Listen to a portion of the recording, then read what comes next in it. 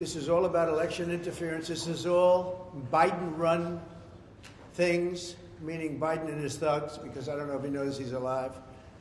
And it's a shame. It's a shame what's happening to our country. This is election interference. They are doing things that have never been done in this country before.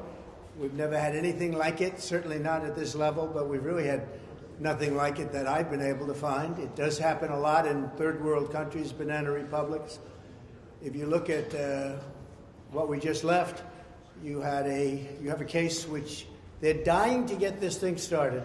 The judge cannot go faster. He wants to get it started so badly. And there's tremendous corruption. You have Pomerantz, Mark Pomerantz. He was Hillary Clinton's lawyer, or Democrat National Committee's lawyer. He worked in Paul Weiss. He walked in and he took over the district attorney's office. Nobody's ever seen anything like that, to prosecute Trump. And then they wouldn't do what he wanted to do, and he goes out and he writes a book. Long before any decisions were made, he writes a book about it. And the book gets published, and everybody's reading his book. And the judge said there's nothing wrong with that. And if you look at Bragg had a fit over that. Bragg said this trial is now dead. We can't do the trial. Well, that was one of the problems, and the judge should have allowed that to happen. And you had other instances like Colangelo. Colangelo is a radical left from the DOJ who was put into the state working with Letitia James, and then was put into the district attorney's office to run the trial against Trump. And that was done by Biden and his thugs also, because they can't win an election because of the borders, because of energy prices, because of inflation, because of Afghanistan, the worst and most embarrassing day in the history of our country. He can't win because of Russia, because of all the problems, because of Ukraine being attacked by Russia. And he can't win because of the October 7th attack of Israel, which he should have never allowed to happen, would have never happened if I were president. Ukraine would have never been attacked if I was president. And you wouldn't have inflation if I was president. We didn't have inflation. So all of these things, so what they do is they do election interference, which is court cases, and let's try and tie him up, and let's take as much of his money as possible. I respect the appellate division for substantially reducing that ridiculous amount of money that was put on by a corrupt judge named Engoron. He ought to be looked at, seriously looked at, especially what he did with valuations. He's the one, he's a fraudulent valuator, where he values Mar-a-Lago at $18 million, and people say it's worth 50 to 100 times that much, the biggest experts in the business. So he ought to be looked at, and James ought to be looked at, because she tried to get him. She's like the puppet master of the judge. And, you know, our state, this state, is losing tremendous prestige. It's losing its companies. It's losing its people. They're fleeing, and violent crime is flourishing. And we can't have that. We can't have that. No city should have that. And it's happening in other cities, but not with the lawfare. The lawfare that they're doing is incredible. So they could have done this in the case of the trial that we just left, one of the many that are going. Every single one of them is run by Biden and his thugs. It's the only way they think they can get elected. And I think so far it's backfiring, because the people of this country understand it. It's backfiring. But they're being run, and they're running all of these different cases. So ridiculous, the cases. Every one of them is ridiculous. You take a look at any one of them, and you say any one of them, it wouldn't make any difference. This is all weaponization of DOJ and FBI. They raided my house in violation of a thing called the Fourth Amendment. Not allowed to do that. They raided my house in Florida, Mar-a-Lago. No notice, no nothing. They raided it. I can't believe it. Nobody can believe it. And we'll see how that all works out in the end.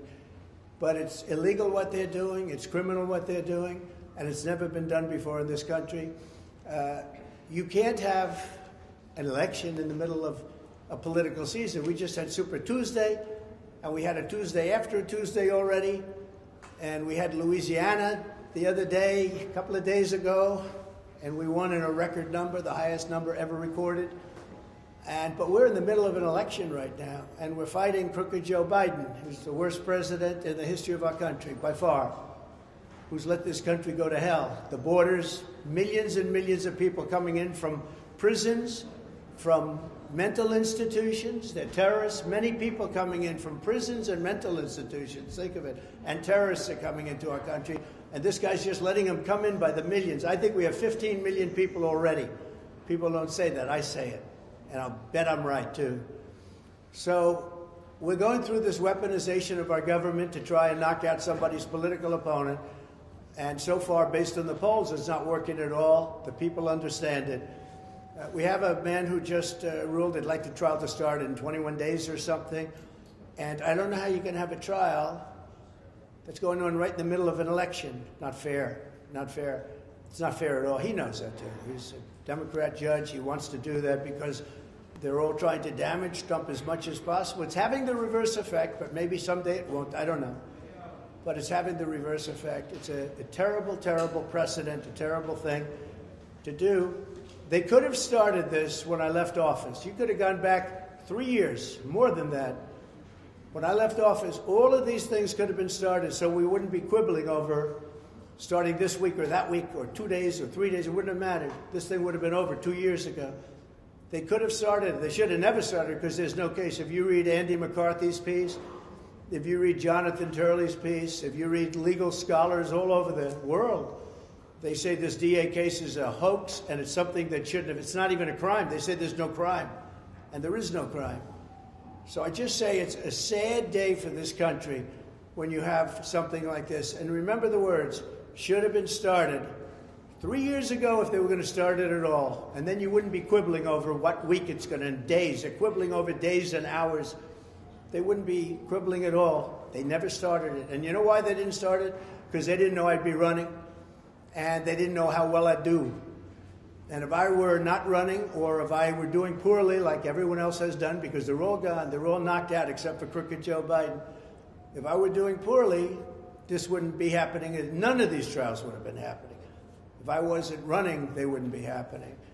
So it's a sad day in our country in many respects. But the good day is that the appellate division was fair. It's a lot of money still, but the judge is corrupt, in my opinion. He's the most overturned judge. He's been overturned 5 times in this case alone. He ruled against me before he even knew anything about the case. He ruled against me. The whole case was all about damages, and there were no damages. And perhaps you'll get him to tell you about what took place in terms of a settlement negotiation, because those weren't the numbers he was discussing. Those weren't the numbers. It's a disgrace what's happening in our country. And we have to get our country back, and we're going to get our country back. That's what's going to happen. November 5th, I believe, will be the most important day in the history of our country. We'll get these people out of there, and we'll seal up the borders, and we'll, as I say, drill, baby, drill. We'll be drilling. We'll get energy costs down. We'll get rid of the ridiculous electric car mandate, so nobody's ever heard of anything so foolish and so stupid. And we'll bring crime back to law and order. We're going to get those words law and order back because our cities are a disaster. Greatly respect the decision of the appellate division, and we will abide by that. We'll put up cash or bond very quickly, securities, cash or bond, whatever it is. We'll put it up very quickly, and we'll win the case. Todd, maybe I'll have Todd say a couple of words, and then I'll have any questions or anything you want to ask. Okay, Todd, wherever you may be, please. Thank you, President Trump. So, as we said in court today, we very much believe that starting this trial in April, or even starting this trial at any point before the election, is completely unfair to President Trump. It's completely unfair to the American people who are evaluating who they want to be the next president. And we are going to continue to fight. We're going to continue to do everything that we can to defend President Trump in that courtroom. And like we said today, we believe that we have a tremendous amount of information now in our hands to help us do that. And in any event, we certainly feel as if the date that Judge Merchan held today, April 15th, is not a date we should go to trial, and we're going to continue to fight. And if you read the Andy McCarthy article, or Jonathan Turley, or many of the legals, I think almost every single one of them, that's not even a crime. We're being tried for something that's not even a crime. They say at most it's a misdemeanor, but there's no misdemeanor either. So we have violent criminals that are murdering people, killing people. We have drug dealers all over the place, and they go free and they can do whatever they want. But they go after Trump where there's not even a crime. And did you see the number of people were there? You had Colangelo, and behind him, and remember this, Colangelo was a DOJ guy. He's a Biden DOJ guy. Why is he in the Manhattan DA's office trying the case? That in itself is a conflict. He's in the Manhattan DA's office trying the case. I mean, that's called a conflict. And then remember what I told you also, Mark Pomerantz, when Bragg heard about it, he went openly hostile. He said, that's one of the worst things I've heard, and you all covered that. Then all of a sudden, time goes by. You know, the great healer is time. Time goes by, and all of a sudden they forget that. But that's a terrible thing. Colangelo and Pomerantz, terrible thing. And the judge didn't want to rule on that. He said everything was fine, that what they did was fine. I don't think it's fine when they take a Hillary Clinton lawyer and put him in to prosecute me. I don't think that's fine. I think it's very bad. And he does it on the House. He does it without fee. I don't want any fee. I don't want any fee. Our country has gone down a long way. Cliff, would you like to say something? Just simply, we're gratified by the Appellate Division's decision today, which shows that there still is a rule of law in New York and that the Appellate Division is following it. Thank you, sir. So do you think can you get an acquittal in this trial, in the Merchan trial? Well, I shouldn't have a trial. This is not a trial. This is not an act of criminality. But you are having one, so do you I don't know if we're having one. We're going to be appealing right now, I can tell you that. We did nothing wrong, just like I did nothing wrong in the other case. My statements, my financial statements, were conservative. They were low, not high. I mean, he valued Mar-a-Lago at a tiny fraction of what it is. He's the fraud. He created a fraud in order to help his narrative and her narrative, because he does whatever she wants. And the judge is really, what he's done is fraudulent.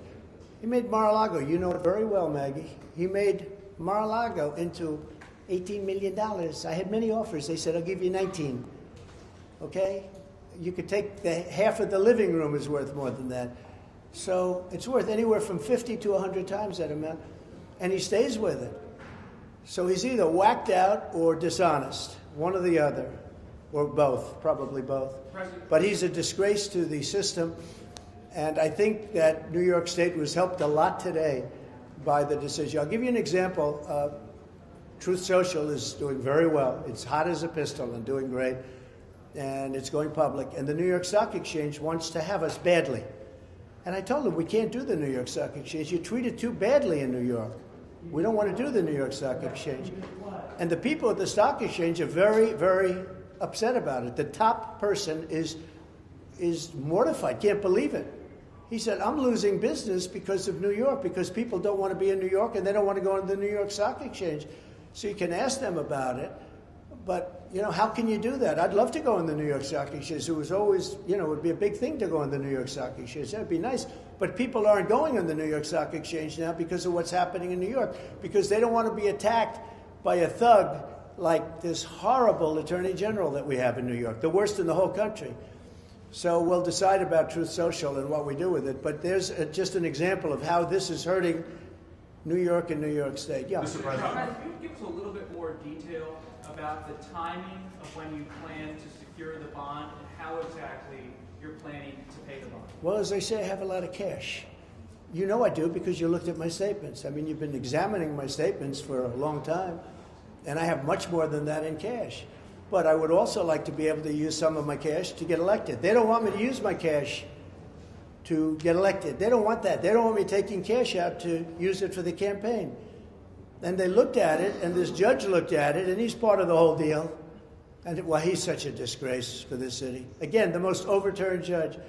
There's never been, that we can find, a case where a judge has been overturned now 5 times. It was 4 times, now it's 5 times. Been overturned. But I have a lot of cash and a great company. I mean, to think they want to go after a company, this is a great company, a company that's doing very well. I've got very low debt on buildings, like this building. I have very low debt on this building. Most buildings I have no debt. Most clubs I have no debt. Look at my greatest assets, I have no debt. I didn't even include like brand value. And the brand value is, I became president because of the brand, let's say. But the brand value is, it's one of the most valuable brand values. So I think I wouldn't swap it for any other brand in the world. Trump. I don't even put anything down for it. I had very conservative statements. And the way they made him look bad is by valuing Mar-a-Lago at $18 million instead of what the real value is, which was at least 50 to maybe 100 times more. Think of that. This is the fraud. They're creating a fraud, and they're hurting the state so badly. And then I can't go into the New York Stock Exchange because I can't do business, because I don't want to do, not because I can't, because I don't want to do business in New York. And the people at the New York Stock Exchange, I can tell you right now, and they're very fine people, they're not happy. Yeah, you were going to say something. Mr. President, you mentioned the cash you have. You said on Friday it's something like $500 million. You intended to put some of that into the campaign. Now that the bond's been reduced, are you going to start putting money into your campaign? You haven't done that since 2016. Well, first of all, it's none of your business, I mean, frankly. But I might do that. I have the option. But if I have to spend $500 million on a bond, I wouldn't have that option. I'd have to start selling things. I don't have to sell anything because it's a phenomenal company. Look, I built a phenomenal company. Someday they'll actually report that. I built a phenomenal company that's very low leverage, unbelievably low leverage, with a lot of cash, a lot of everything else. Why should I let a crooked judge make a decision to give $450 million that allows me to spend very little money on my campaign if I so choose? I'll be spending money on my campaign. I might spend a lot of money on my campaign, but I should have that option. A crooked judge shouldn't say, we're going to have you post a bond and take all of that money that I could be spending on a campaign or other things if I want to do other things. So we were gratified by the professionalism of the opinion today. I thought it was I think it's a very important opinion for New York, but the only thing that's going to really solve that problem is when I win, because you're going to have to win. Because no company is going to be coming to New York if I don't win that case. That case is a scam, it's a sham, and it's a hoax. How does this solve the problem? Would you ever accept money from a foreign government to pay the bond or their fines or? No, I don't do that. I think you'd be allowed to, possibly. I don't know. I mean, if you go borrow from a big bank, many of the banks are outside of this. As you know, the biggest banks, frankly, are outside of our country.